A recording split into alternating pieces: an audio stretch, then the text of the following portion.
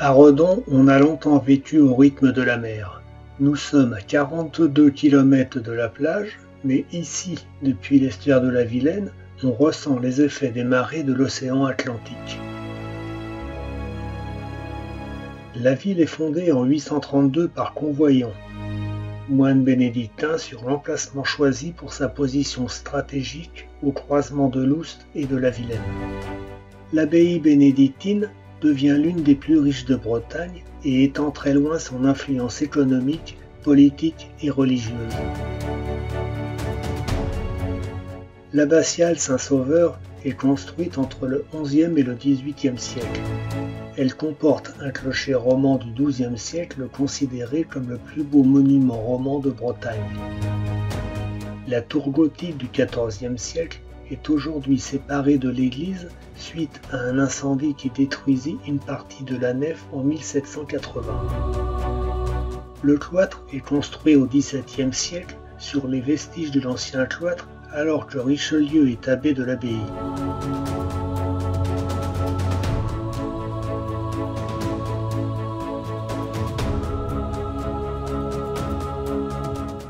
Dès le XVIe siècle, la Vilaine est canalisée, favorisant ainsi le développement portuaire. Les navires de mer peuvent remonter jusqu'à Redon, alors avant-port de Rennes. Échoués au port, soumis à la marée, les navires peuvent décharger leurs cargaisons à terre ou bien transborder les marchandises sur des barges et bateaux fluviaux qui remontent ensuite la rivière jusqu'à Rennes. En lien avec la construction du canal de Nantes à Brest, le creusement du bassin à flot débute en 1836. Pendant de nombreuses décennies, il devient le cœur même de la vie redonnaise par son activité portuaire et par le développement des industries au XIXe siècle. C'est à Redon que le canal de Nantes à Brest coupe la liaison Rance-Vilaine reliant la Manche à l'océan. Il fut terminé au milieu du XIXe siècle, faisant de Redon le carrefour des voies navigables de l'Ouest. Très peu de temps après, Redon devient également carrefour ferroviaire. La gare fut inaugurée en 1862. Elle est située sur la ligne Nantes-Rennes et Paris-Quimper.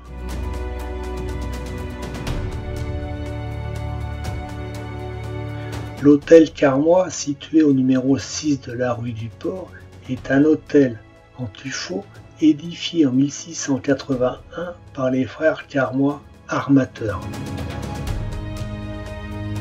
Dans les trois bâtiments du 27 rue du Port, grenier à sel datant du XVIIe siècle, on entreposait le précieux sel de Guérande et d'Amban. Redon était alors la plaque tournante du commerce du sel pour toute la Haute-Bretagne.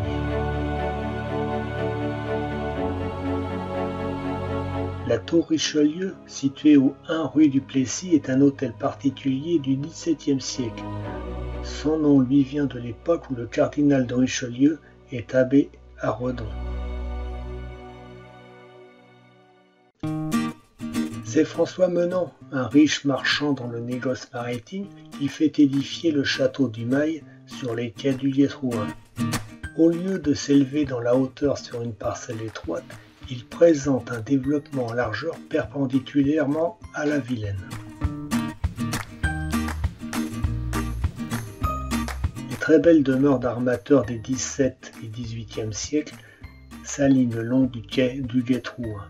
Les façades sont ornées de tuffeaux et de fer forgé au niveau des étages, où sont les appartements, tandis qu'au rez-de-chaussée, les magasins s'ouvrent largement sur le quai.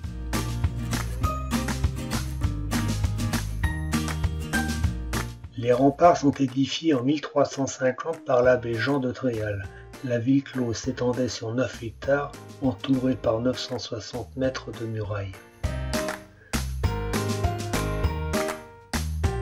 Sur le quai Surcouf, Francis et Narcisse Degnaud fondent leur minoterie en 1897, qui fermera en mai 1928 après 2 incendies. Francis Degnaud transforme alors le site en distillerie. L'usine fabrique jusqu'en 1970 des alcools pour les entrepôts d'État, pour la pharmacie, pour les vinaigreries et la parfumerie.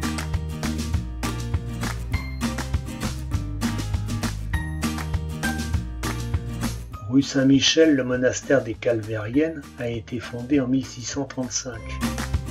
Les bénédictines du Calvaire étaient un ordre féminin du XVIIe siècle. Les bâtiments conventuels ont connu de nombreuses affectations successives.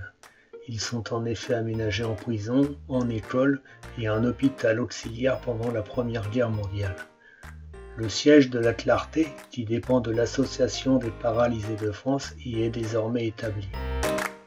Le monastère comprend 2 chapelles et un remarquable cloître.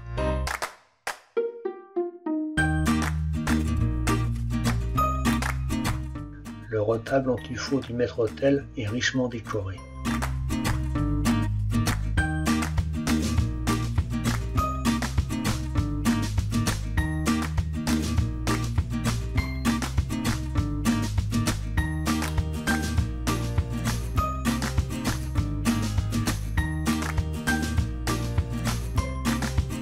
L'hôtel de ville de style néogothique date de 1908.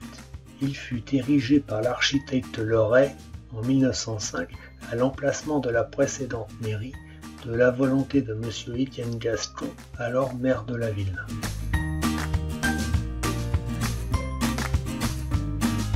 La Grande Rue, aujourd'hui piétonne, était au XIXe siècle le principal axe de circulation.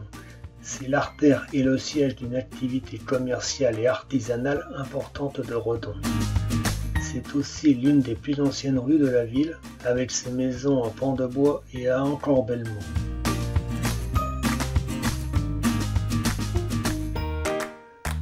Aujourd'hui, Redon et son agglomération restent un territoire attractif et dynamique. Redon comporte également d'importantes structures scolaires et administratives, auxquelles se sont ajoutées les activités liées à la navigation de plaisance.